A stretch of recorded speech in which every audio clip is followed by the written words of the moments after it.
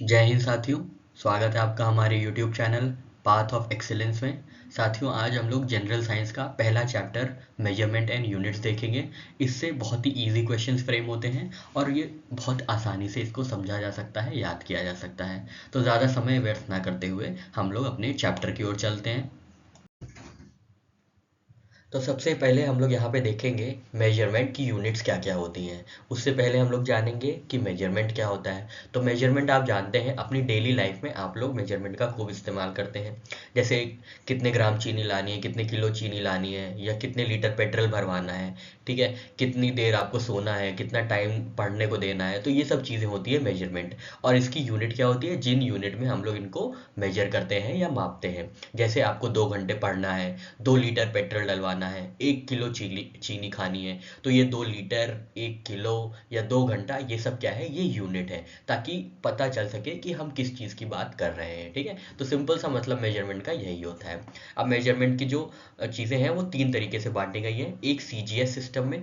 CGS system क्या है, C for centimetre, G for gram और S फॉर सेकेंड। तो ये काफ़ी बेसिक यूनिट है, या छोटी छोटी चीज़ों को मेजर करने के लिए। ठीक है, जैसे सेकेंड्स में, जैसे आप इंस्टाग्राम पे रील्स बनाते हैं तो वो कुछ सेकेंड्स की होती हैं, 30 सेकेंड, 15 सेकेंड, जितने की भी होती हैं। ठीक है, उसी तरीके से सेंटीमीटर होता है, वो भी बहुत छोटी इकाई होती है। ग्राम भी बहुत छोटी इकाई होती है। ठीक है, उसके बाद है FPS सिस्टम। ये एक्चुअली में ब्रिटिश सिस्टम है। ठीक है, फुट, पाउंड और सेकेंड से मेजर किया जाता है। ये हम लोग इसको यूज़ नहीं करते हैं इंडिया में। इंडिया में जनरली ये CGS सिस्टम यूज़ होता है छोटी इकाई के लिए। बड़ी इकाई के लिए, इसी के करस्पॉन्डिंग बड़ी इकाई के लिए MKS सिस्टम यूज़ किया जाता है। जैसे कितने मीटर कपड़ा लेना है, कितने किलो चीनी खानी है, और कितने सेकंड पढ़ाई करनी है, या कितने सेकंड की रील बनानी है। तो ये यूनिट ऑफ टाइम हो गई। सेकंड क्या हो गया, सेकंड यूनिट ऑफ टाइम हो गई। किलोग्राम क्या हो गया, किलोग्राम हो गई यूनिट ऑफ मास। ठीक है, मास को मेजर करती है ये वाली यूनिट किलोग्राम की। और मीटर किसको मेजर करती है, तो लेंथ को मेजर करती है। ठीक है, इसी की छोटी इकाई, इसी की जो छोटी यूनिट हो जाएंगे तो वो हो जाएगी सेकेंड्स में, ग्राम्स में और सेंटीमीटर में। ठीक है साथियों, यहाँ पे हम लोग ये चीज़ क्लियर हो गई। अब हम लोग कुछ फंडामेंटल यूनिट्स देख लेते हैं। ठीक है, तो लेंथ की फंडामेंटल यूनिट क्या है, या SI यूनिट क्या है, मीटर। आप सभी जानते हैं कितने मीटर कपड़ा लाना है, ठीक है, कितने मीटर की दीवार खिंचवानी है। ऐसे कर करके हम लोग इसको लेंथ में, लेंथ को अगर मापना है, लेंथ के मापने के लिए हम लोग मीटर का यूज़ करते हैं। मास के लिए हम लोग किलोग्राम यूज़ करते हैं, कितने किलो चीनी लानी है, कितने किलो दाल लानी है, ठीक है, कितने किलो के हम लोग खुद हैं। ठीक है, तो ये सब मास मेजर करने के लिए किलोग्राम का यूज़ होता है। टाइम के लिए क्या है, सेकेंड। ठीक है, टाइम के लिए सेकेंड है, मिनट नहीं है, याद रखिएगा, टाइम के लिए सेकेंड है। ठीक है, टेम्परेचर मेजर करने के लिए केल्विन। ठीक है, के केल्विन, याद रखिएगा, केल्विन। ठीक है, ल्यूमिनस इंटेंसिटी। ल्यूमिनस इंटेंसिटी मतलब किसी भी ऑब्जेक्ट की जो लाइट होती है, ल्यूमिनस इंटेंसिटी उसको कहते हैं। तो इसको कैंडला से रिप्रेजेंट किया जाता है, या इसकी SI यूनिट है कैंडला। याद रखिएगा, कैंडला, कैंडल से आया है कैंडला। ठीक है, तो जैसे कैंडल कितनी रोशनी देती है, उसी की यूनिट को मेजर करने के लिए कैंडला कहते हैं। और किसी और ऑब्जेक्ट की यूनिट को भी मेजर करने के लिए, कि कोई और ऑब्जेक्ट है, कोई बल्ब है, या कोई भी ऐसी ऐसी ऑब्जेक्ट है जो रोशनी दे रहा है, ल्यूमिनस इंटेंसिटी जिससे निकल रही है, वो कैंडला में मेजर की जाएगी। ठीक है, इलेक्ट्रिक करंट एम्पियर है। ठीक है, करंट क्या है, एम्पियर है। करंट की यूनिट क्या है, एम्पियर है। और अमाउंट ऑफ सब्सटेंस की मोल। ठीक है, कैसे याद रखेंगे, किसका कितना मोल है, किसी वस्तु का कितना मोल है, तो अमाउंट ऑफ सब्सटेंस वो हो गया मोल। ठीक है, तो ये आपको एकदम मुंह ज़बानी एकदम याद कर लेना है। कुछ याद ही नहीं करना है, इसका तो हम लोग डेली यूज़ में, अपना डेली लाइफ में इतना यूज़ करते हैं, तो कुछ याद करने की ज़रूरत नहीं है। बस ये 2-3 चीज़ें हैं, अमाउंट ऑफ सब्सटेंस की SI unit mole, electric current की एम्पियर, और ल्यूमिनस इंटेंसिटी की कैंडला। ये 3-4 चीज़ें हैं जो आपको ध्यान में रखनी है, क्योंकि ये डेली लाइफ में हम लोग यूज़ नहीं करते हैं। ठीक है, क्या यूज़ करते हैं, लेंथ की मीटर, मास की किलोग्राम, टाइम का second, temperature kelvin, luminous intensity candela, electric current ampere, और अमाउंट ऑफ सब्सटेंस मोल। ठीक है, अगर एक क्वेश्चन बनना है तो इन्हीं कुछ चीज़ों में से फ्रेम होगा। अभी हम लोग आगे देखेंगे, क्वेश्चन भी जब सॉल्व करेंगे तो यहीं कहीं से ही क्वेश्चन फ्रेम होंगे, कहीं अलग से फ्रेम नहीं होंगे।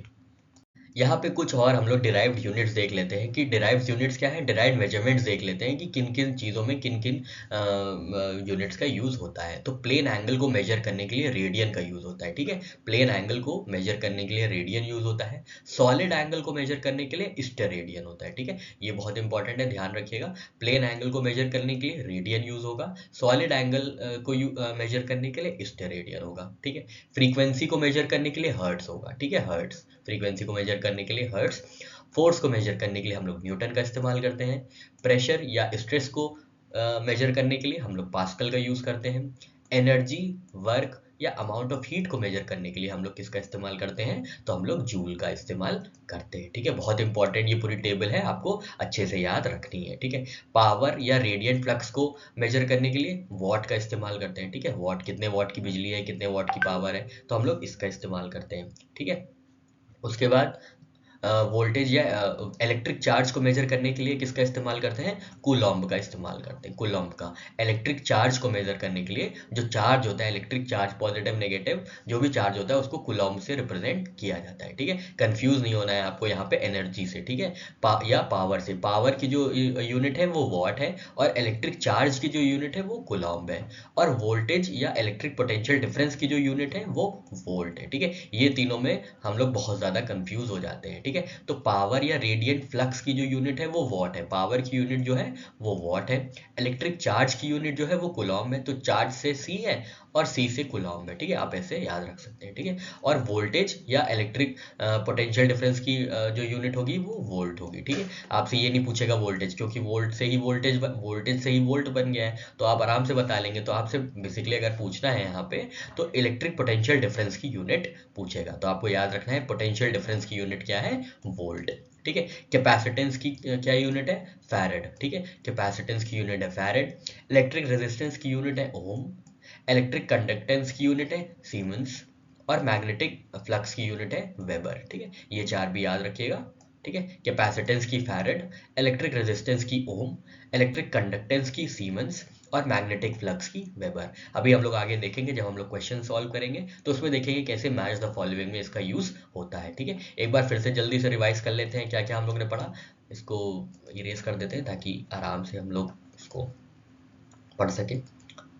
हाँ जी, तो plane angle radian, solid angle steradian, frequency hertz, force newton, pressure या स्ट्रेस पास्कल, एनर्जी वर्क या अमाउंट ऑफ हीट की मेजरमेंट जूल, पावर और रेडियन फ्लक्स की वॉट, इलेक्ट्रिक चार्ज सी से चार्ज, सी से ही coulomb, electric potential difference volt, capacitance farad, electric resistance ohm, electric conductance इसी का उल्टा सीमेंस और मैग्नेटिक फ्लक्स वेबर। ठीक है, तो ये हम लोग ने टेबल देख ली। एक और टेबल है इसके नेक्स्ट स्लाइड में, हम लोग उसको भी देखेंगे। इसके बाद हम लोग की यूनिट जो है यहाँ पे हम लोग को समझ में आ गई किसकी किसकी क्या क्या यूनिट होगी। यहाँ पे कुछ और फंडामेंटल यूनिट्स है या एसआई यूनिट्स है, हम लोग देख लेते हैं। तो मैग्नेटिक फ्लक्स डेंसिटी की जो यूनिट होगी वो होगी टेस्ला। ठीक है, इंडक्टेंस की यूनिट क्या होगी, हेनरी। इंडक्टेंस की हेनरी। सेल्सियस टेम्परेचर की डिग्री सेल्सियस। ठीक है, ल्यूमिनस फ्लक्स की हो जाएगी ल्यूमन, ल्यूमिनस से ही निकली है ल्यूमन। ठीक है, इल्यूमिनेंस की क्या होगी, इल्यूमिनेंस की होगी लक्स। ठीक है, इल्यूमिनेंस की होगी लक्स। और activity referred to a radionuclide उसकी होगी बैक्वेरेल। ठीक है, बैक्वेरेल, हेनरी बैक्वेरेल नाम के साहब के नाम के आगे ये जो है यूज हुई है, इसलिए ये बैक्वेरेल कहलाएगी। Activity referred to radionuclide. ठीक है, रेडियो एक्टिविटी की जो भी मेजरमेंट होगी वो बैक्वेरेल में होगी। ठीक है, उसके बाद एब्जॉर्ब डोज या कर्मा की क्या यूनिट होगी, ग्रे होगी। Dose equivalent sievert. और कैटेलिटिक एक्टिविटी की होगी कत्ल। ठीक है, ये कत्ल मर्डर वाला और पता नहीं क्या है, पर ये कत्ल है। ठीक है, तो आपको याद रखना है ये सारी चीजें। एक बार फिर से देख लेते हैं। Magnetic flux density Tesla, inductance Henry, Celsius temperature degree Celsius, luminous flux की ल्यूमन, इल्यूमिनेंस की लक्स और रेडियो एक्टिविटी की बैक्वेरेल, एब्जॉर्ब डोज की ग्रे, डोज इक्विवेलेंट की सीवर्ट और कैटेलिटिक एक्टिविटी की कत्ल। ठीक है, तो यहाँ पे हम लोग ने कुछ और फंडामेंटल मेजरमेंट्स और उनकी यूनिट्स देखी हैं। अब और कुछ बातें हम लोग आगे कर लेते हैं। यहाँ पे कुछ और लेंथ की यूनिट्स के बारे में देख लेते हैं, कुछ और फंडामेंटल या कुछ और बेसिक यूनिट्स के बारे में देख लेते हैं। 1 मिलीमीटर कितने मीटर होती है, तो 1 मिलीमीटर 10⁻³ मीटर होती है। ठीक है, इसी तरीके से 1 सेंटीमीटर कितने मीटर होगी, तो 10⁻² मीटर। ठीक है, याद रखिएगा 10⁻³ मीटर मिलीमीटर के लिए, सेंटीमीटर के लिए 10⁻² मीटर, ठीक है। 1 किलोमीटर में कितने मीटर है, 1000 मीटर है, आपको पता होगा। 1 एंगस्ट्रॉम में कितने मीटर है, तो 10⁻⁻10 मीटर, ठीक है। ये अभी हम लोग आगे देखेंगे, इसके बारे में, एंगस्ट्रॉम के बारे में और चीज़ों के बारे में देखेंगे, और फंडामेंटल यूनिट्स के बारे में देखेंगे। यहाँ पे आपको बस ये याद रख लेना है कि 1 angstrom is equal to how much metre, तो 10⁻⁻10 मीटर, ठीक है।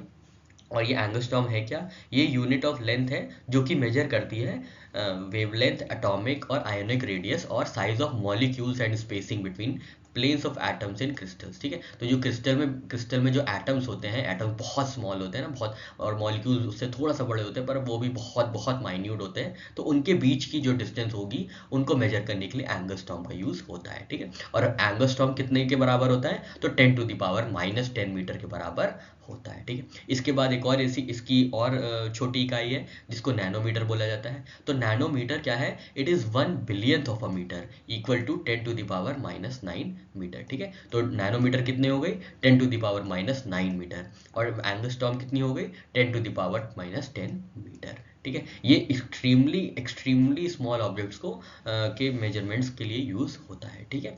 इसके बाद है माइक्रोन। ये क्या है, ये प्रीवियस नेम है माइक्रोमीटर का, ठीक है। और माइक्रोन की यूनिट क्या होगी, माइक्रोन किसके बराबर, कितना मीटर होगा, तो 1 micron is equal to 10⁻⁻6 metre, ठीक है। तो एक ही मीटर को मेजरमेंट करने के लिए, एक ही डिस्टेंस को मेजर करने के लिए हम लोगों ने देखा कि कितनी ज़्यादा यूनिट्स यूज हो रही हैं, जिसमें सबसे पहले है 1 angstrom is equal to 10⁻⁻10 metre. उसके बाद नैनोमीटर हम लोग ने देखा 10⁻⁹ मीटर। उसके बाद माइक्रोन देखा जो कि कितने के बराबर है, तो 10⁻⁻6 मीटर के बराबर माइक्रोन है, ठीक है। ये तीनों यूनिट्स आपको याद रखनी है, ठीक है। थोड़ा सा भी अगर डिफिकल्ट पेपर अगर बना तो इन्हीं यूनिट्स में से क्वेश्चन फ्रेम होंगे, तो हम लोग को हर परिस्थिति के लिए तैयार रहना है।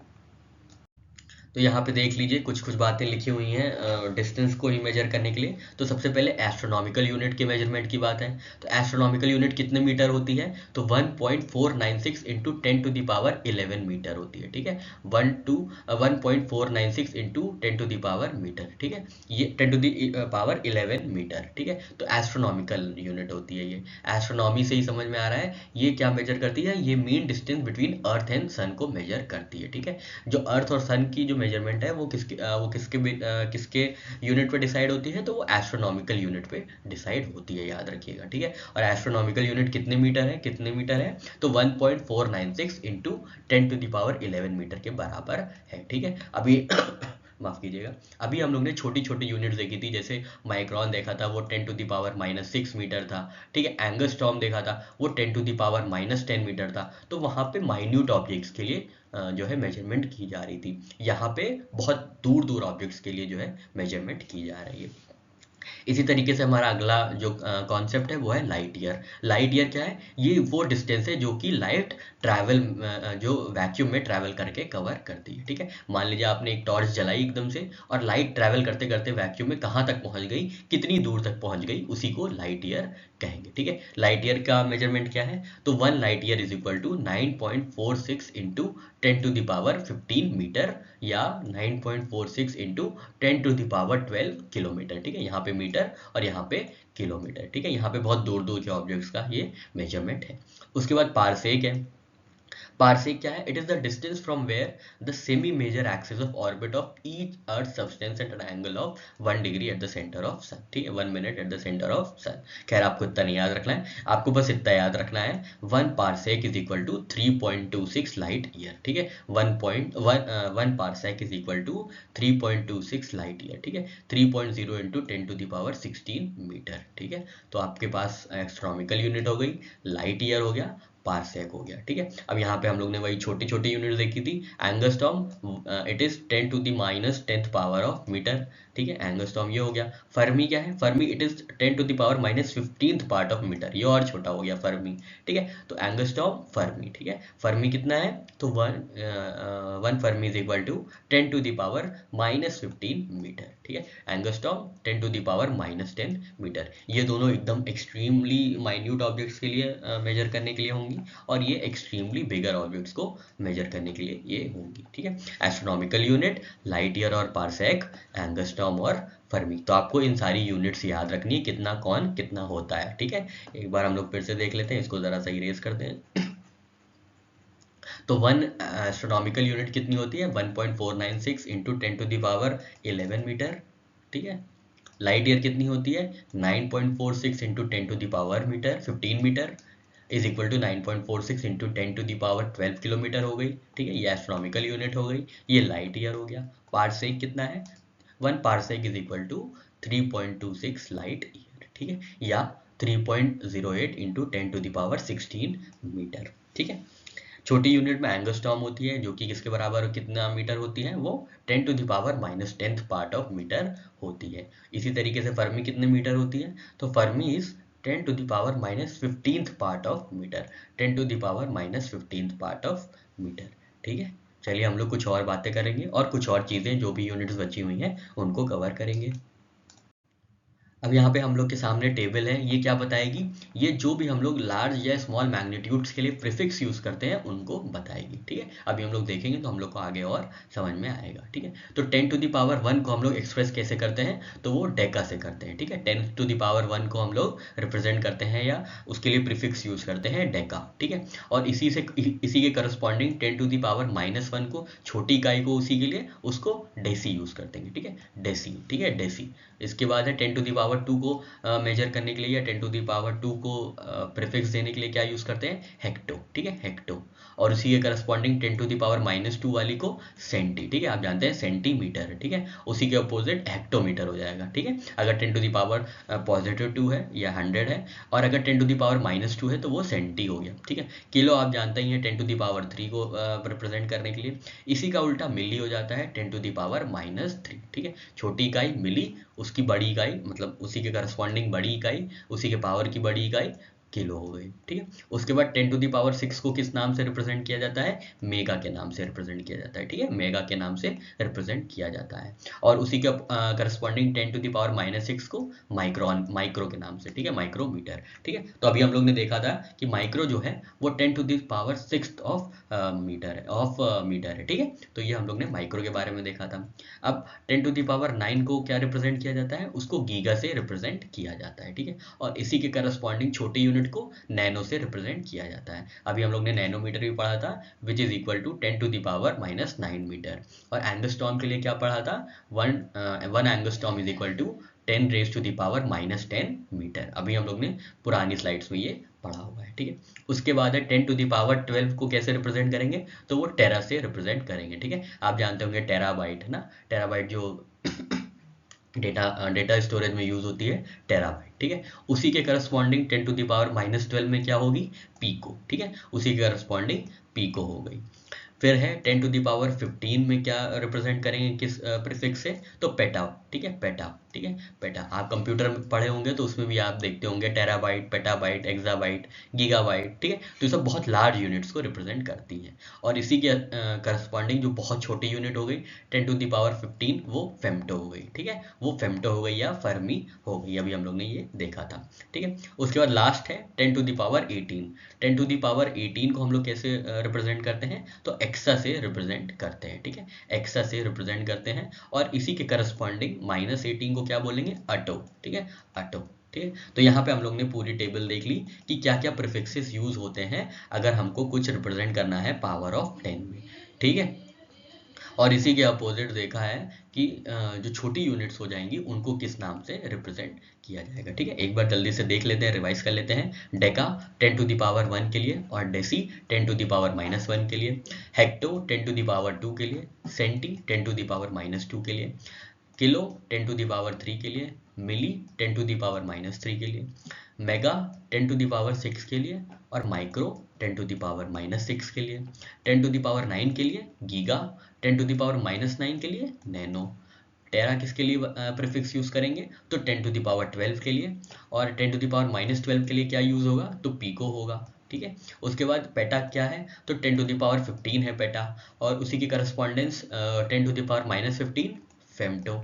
और लास्ट में 10⁻18 को क्या रिप्रेजेंट करेंगे, एक्सा से रिप्रेजेंट करेंगे, और 10⁻18 को अटो, ठीक है। तो आपको ये पूरा याद रख लेना है और ये भी याद रख लेना है, क्योंकि कई बार ना ऐसे असेंडिंग ऑर्डर में पूछते हैं कि arrange kilo mega hecto Deka in ascending order. तो आपको बताना होगा सबसे छोटा कौन होगा, तो सबसे छोटा उसमें डेका होगा, फिर हेक्टो होगा, फिर किलो होगा, फिर मेगा होगा, फिर गीगा होगा, फिर टेरा होगा, फिर पेटा होगा और सबसे बड़ा होगा एक्सा। और इसी से ऊपर ऐसे हो गया, डिसेंडिंग ऑर्डर में लगाने के लिए बोल देंगे तो सबसे बड़ा होगा, फिर आपको डिसेंडिंग ऑर्डर में लगाना पड़ेगा डेसी, सेंटी, मिली, माइक्रो, नैनो, पीको, फेम्टो, अट्टो। ठीक है। तो आपको याद रखना है कितना कौन पावर रिप्रेजेंट कर रहा है दोनों ही साइड में।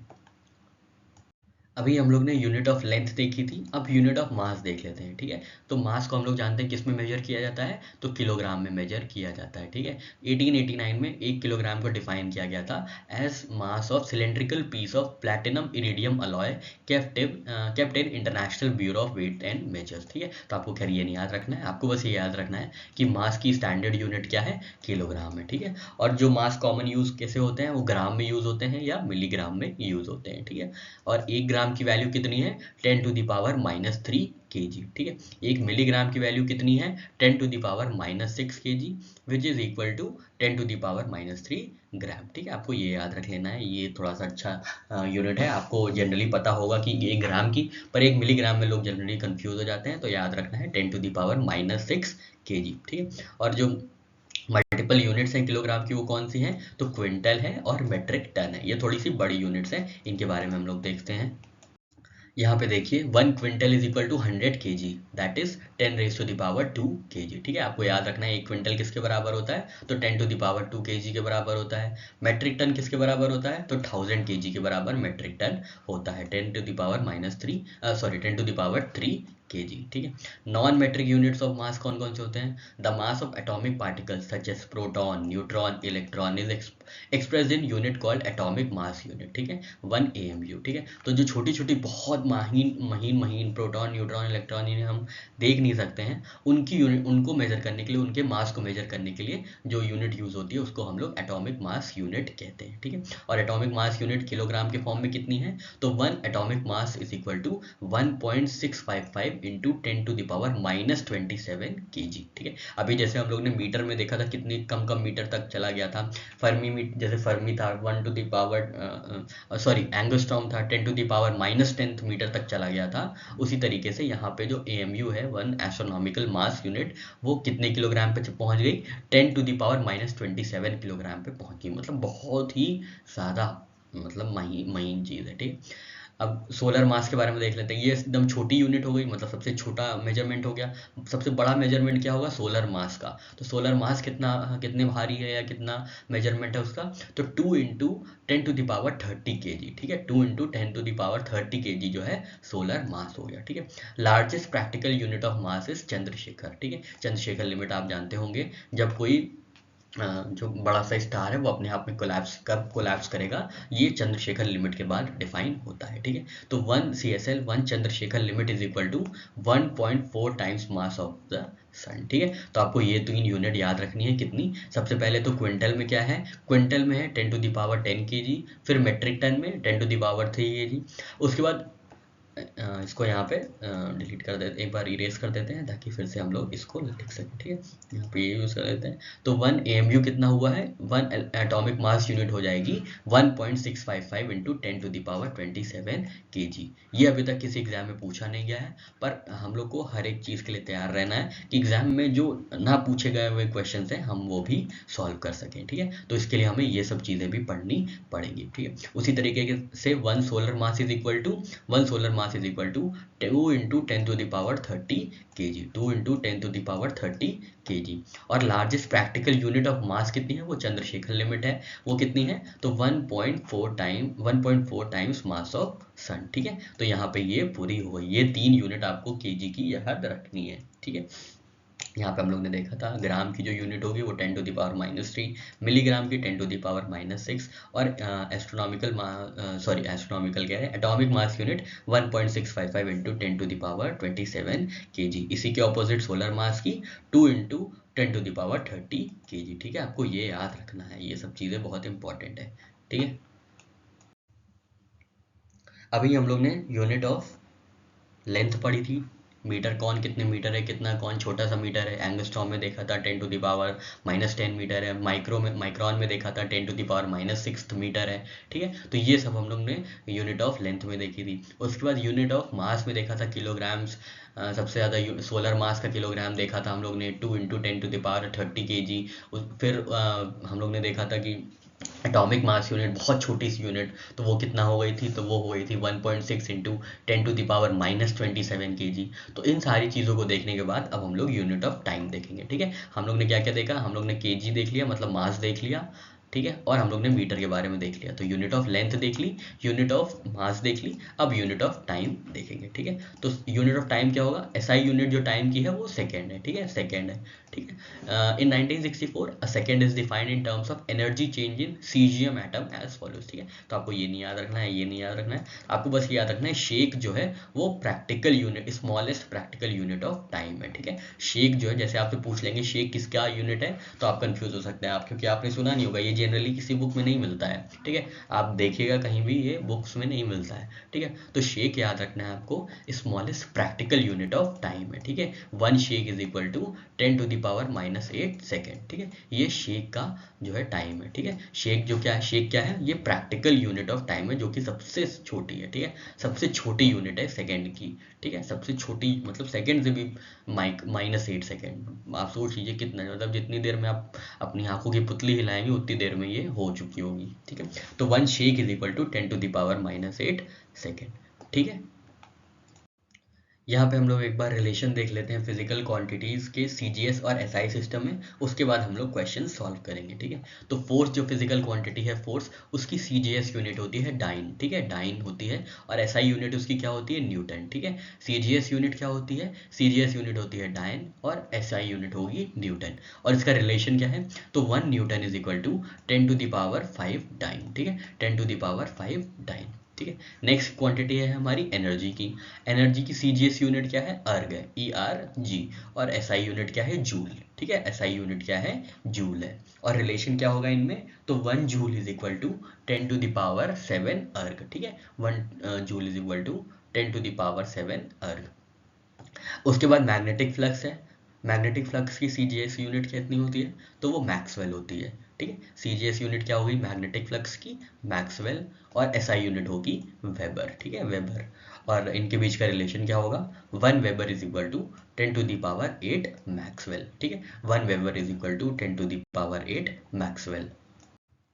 नेक्स्ट यूनिट है मैग्नेटिक इंडक्शन की। ठीक है, नेक्स्ट क्वांटिटी है मैग्नेटिक इंडक्शन की, और इसकी यूनिट है गॉस। ठीक है, इसकी यूनिट है गॉस। और एसआई यूनिट कितनी है, एसआई यूनिट है वेबर पर मीटर स्क्वायर। ठीक है, कंफ्यूज नहीं होना है वेबर और वेबर पर मीटर स्क्वायर में। ठीक है, या टेस्ला। ठीक है, तो मैग्नेटिक फ्लक्स की वेबर और मैग्नेटिक इंडक्शन की टेस्ला। टेस्ला को कैसे रिप्रेजेंट करेंगे, टेस्ला को वेबर पर मीटर स्क्वायर के रूप में भी रिप्रेजेंट किया जा सकता है। ठीक है, और 1 T is equal to 1 tesla is equal to 10⁴ gauss, इन लोग के बीच का रिलेशन है। ठीक है, 1 tesla is equal to 10⁴ gauss. ठीक है, मैग्नेटिक इंटेंसिटी जो क्वांटिटी है वो कितने सीजीएस यूनिट में मेजर की जाएगी, तो वो ऑर्स्टेड में मेजर की जाएगी, और उसकी एसआई यूनिट है एम्पियर। ठीक है, तो 1 ampere is equal to 4 pi into 10⁻³ oersted. ठीक है, आपको इतना नहीं याद रखना है, आपको बस ये याद रखना है कि मैग्नेटिक इंटेंसिटी की सीजीएस यूनिट कितनी होगी, तो वो ऑर्स्टेड होगी, और एसआई यूनिट कितनी होगी, वो एम्पियर होगी। उसी तरीके से पावर जो फिजिकल क्वांटिटी है उसकी सीजीएस यूनिट क्या होगी, उसकी सीजीएस यूनिट होगी अर्ग, और एसआई यूनिट होगी वॉट। ठीक है, तो एक बार फिर से जल्दी से सारी चीज़ें देख लेते हैं।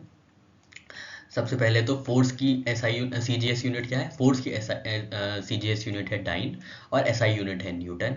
ठीक है, एनर्जी की सीजीएस यूनिट है अर्ग, और एसआई यूनिट है जूल।